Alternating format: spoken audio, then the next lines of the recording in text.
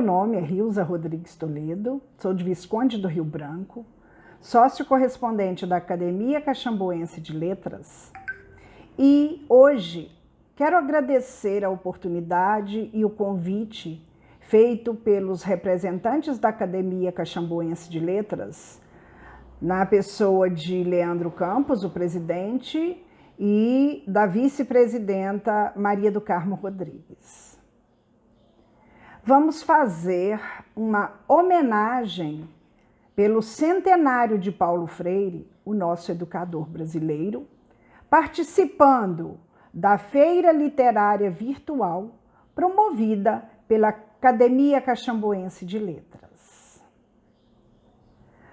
Paulo Freire nasceu em 19 de setembro de 1921. Se vivo fosse, completaria o seu centenário. Paulo Freire deixou-nos um legado. Foi o representante da educação brasileira e, orgulhoso e feliz, modesto e consciente de sua posição no mundo, viveu com fé, com humildade e alegria, manifestando o desejo de transformação. Aprendeu com os oprimidos e lutou para a superação da opressão. Viveu tensões e conflitos do mundo, mas esperançoso de suas necessárias mudanças, lutando por um mundo mais humano. No livro do bebê, a mãe de Paulo Freire registrou: Paulo nasceu numa segunda-feira de tristeza e aflições, pois o seu papai estava muito mal e sem esperanças de restabelecer-se. Quase que Paulinho seria órfão ao nascer. Porém, o bom Jesus livrou-o dessa desventura e presenteou-o, restituindo a saúde do seu papá. Ao deitar-se, Paulo Freire pedia ao pai: toca violão bem baixinho e canta para eu dormir. E nesta reflexão podemos observar que havia harmonia, gratidão, humildade, ingenuidade e uma estrutura familiar. A infância de Paulo Freire, ele viveu na Estrada do Encantamento, número 724, no bairro da Casa Amarela, em Recife. E lá, no quintal desta casa, Paulo Freire aprendeu a ler e a escrever à sombra das mangueiras. Sobre a alfabetização, Paulo Freire declarou, cito: minha alfabetização não me foi nada enfadonha, porque partiu de palavras e frases ligadas à minha experiência, escritas com gravetos no chão, no quintal de terra. Fim de citação. Ainda no livro do bebê, aos 10 anos, ele foi morar no Jaboatão, em Pernambuco. Um lugar que tem sabor de dor e de prazer, de sofrimento e de amor, de angústia e de crescimento.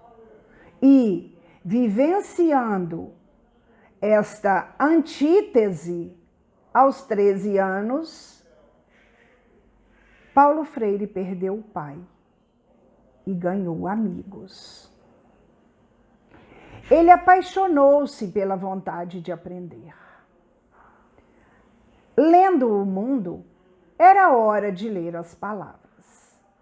E, em sua obra A Importância do Ato de Ler, 3 ensaios que se completam, Paulo escreve, cito: a leitura do mundo precede a leitura da palavra, uma vez que esta é uma continuidade da leitura daquele.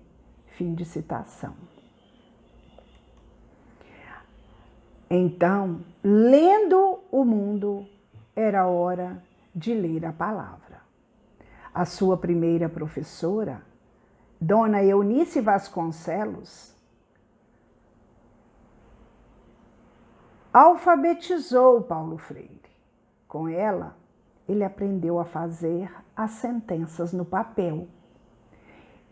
E disse, cito, ela não me amedrontava, não tolhia a minha curiosidade. Fim de citação. E a mãe registra, ele não se conformava em ir à aula sem as lições prontas, chorava demais. Enquanto não tinha certeza de que sabia, não comparecia à aula.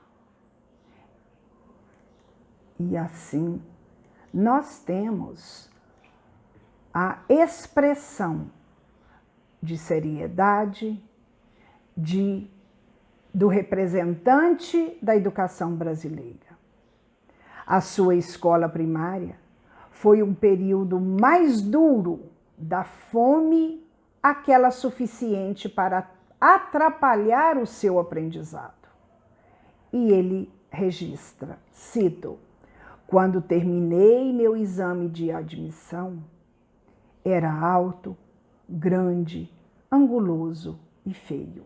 Fim de citação. Paulo Freire, nesse momento, usava calças curtas e registrava que a mãe comprava o tecido e fazia a calça comprida.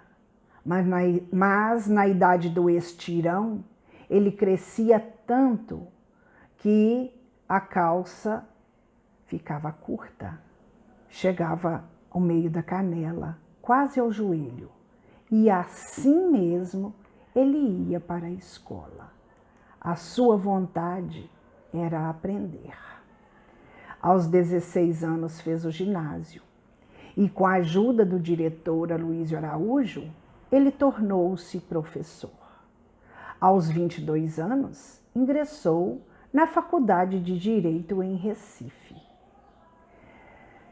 Em 1944, casou-se com a professora primária Elza Maria, com quem teve 5 filhos: Maria Madalena, Maria Cristina, Maria de Fátima, Joaquim e Lutigardes.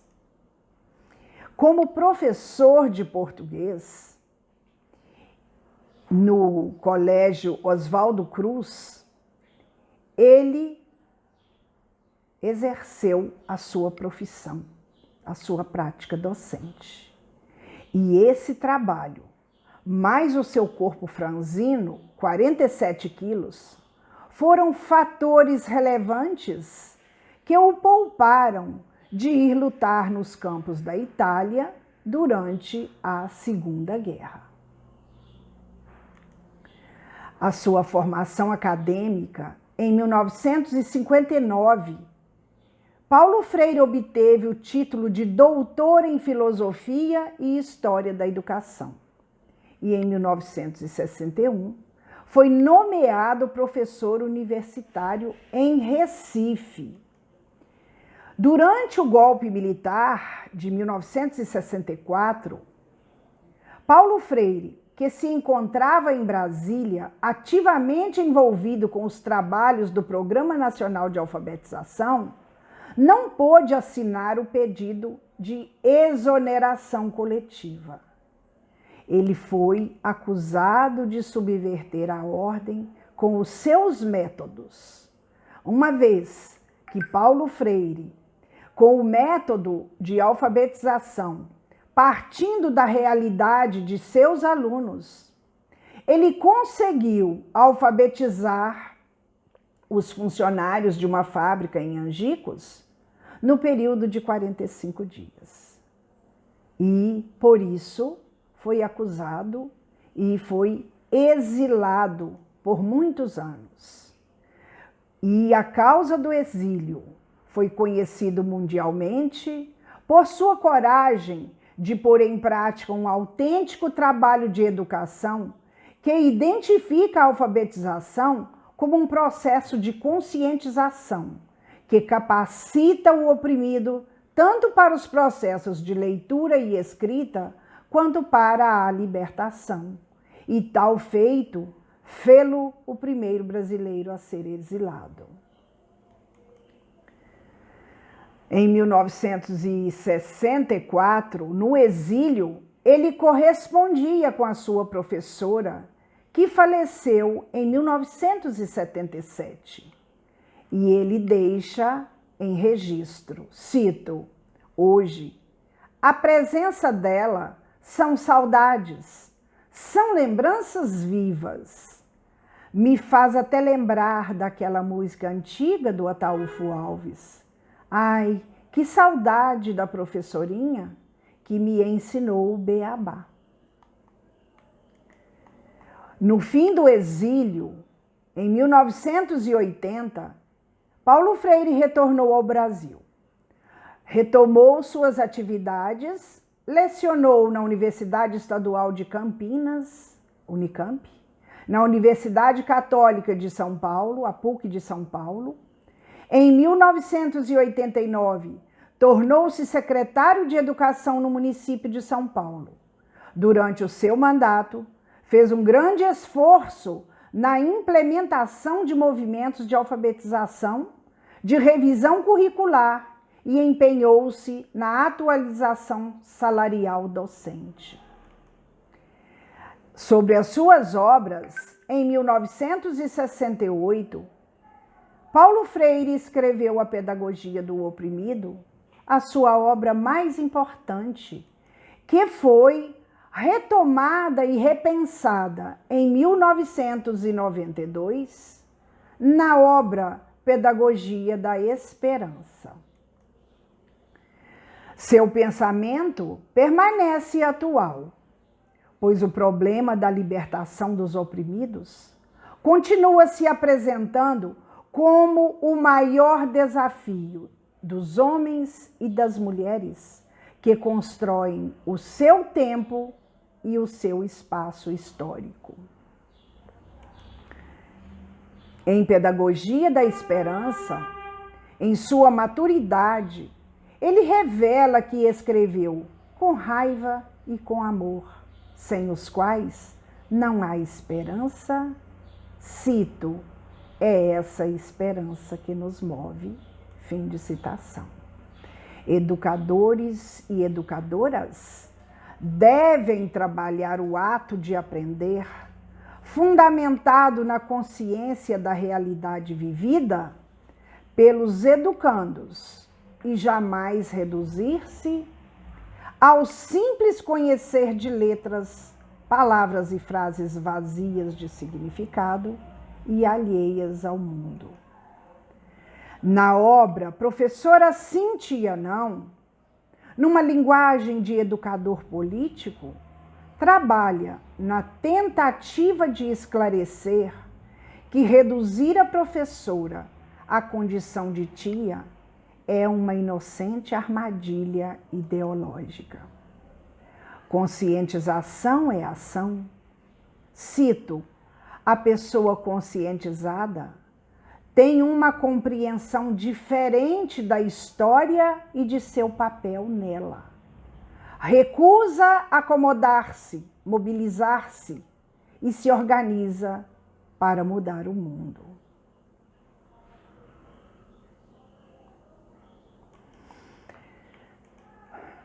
Em Educação para a Libertação, é respeitar a natureza com inteligência e coerência e utilizar a educação alcançada para libertar os oprimidos das garras dos poderosos opressores.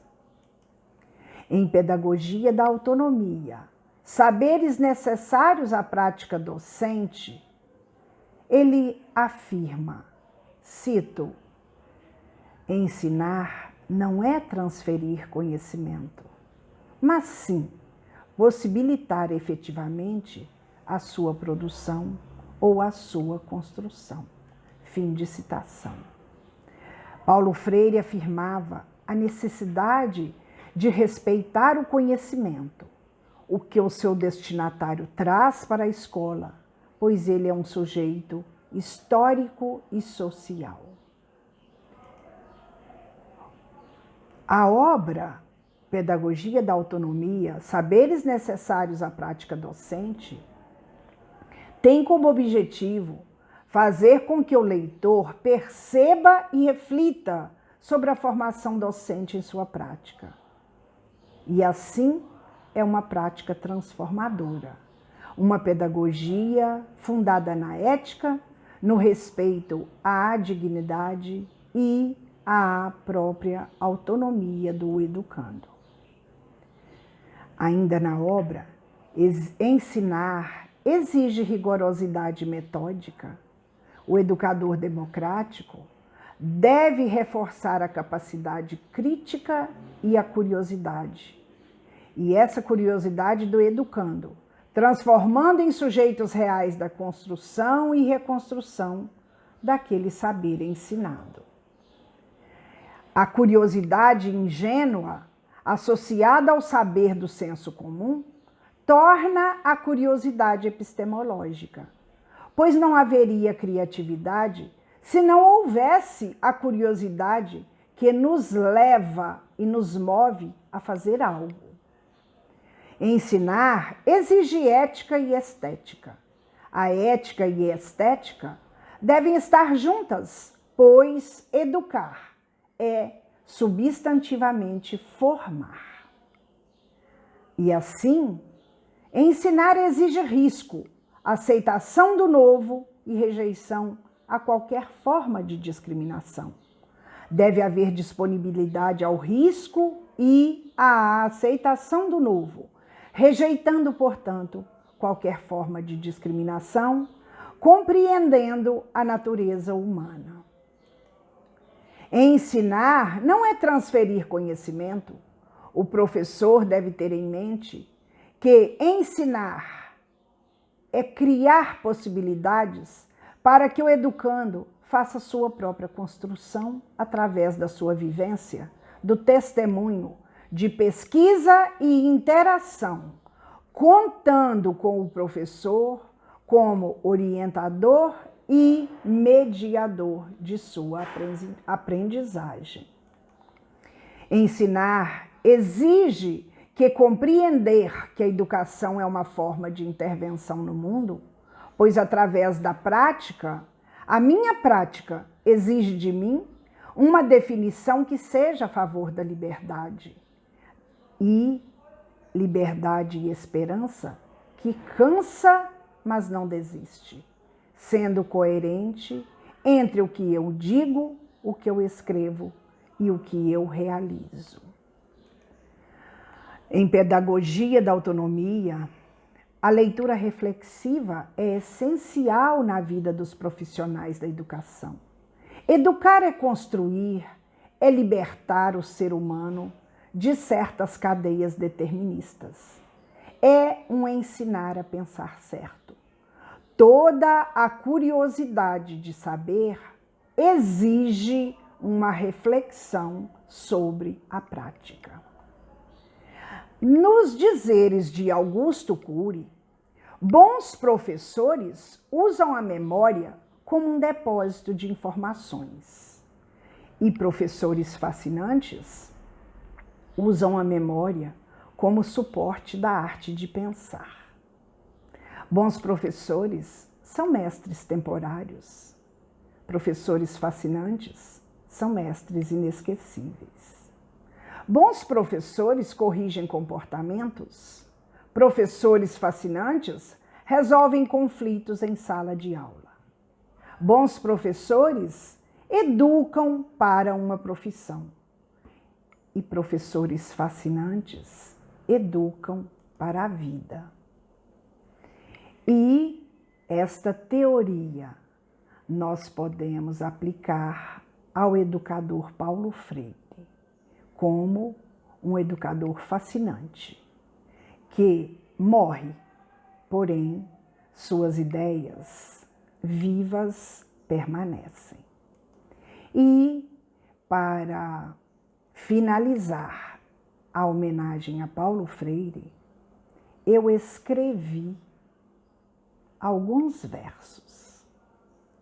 Paulo Freire deixou escrito: eu gostaria de ser lembrado por ter amado as gentes, a natureza, pelos feitos na história registrados. Ganhou títulos e honrarias, atuou em várias universidades. O patrono da educação brasileira ensinou ler e escrever a partir da realidade. Em Pedagogia do Oprimido, defendeu o papel primordial da educação. Ensinou a pensar e a despertar senso crítico, mostrou o caminho da libertação. Ao defender a teoria do afeto, Freire pedia que o professor fosse sensível, resgatando sofrimentos e mazelas, mostrando ao aluno um sonho possível.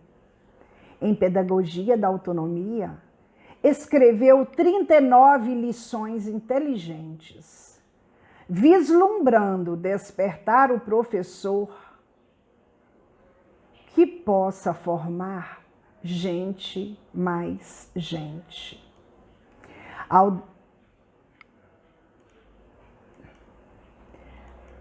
Há aspectos da teoria freiriana que ratificam sua persistência ao demonstrar as mazelas sociais em certos grupos ideológicos, gerou resistência.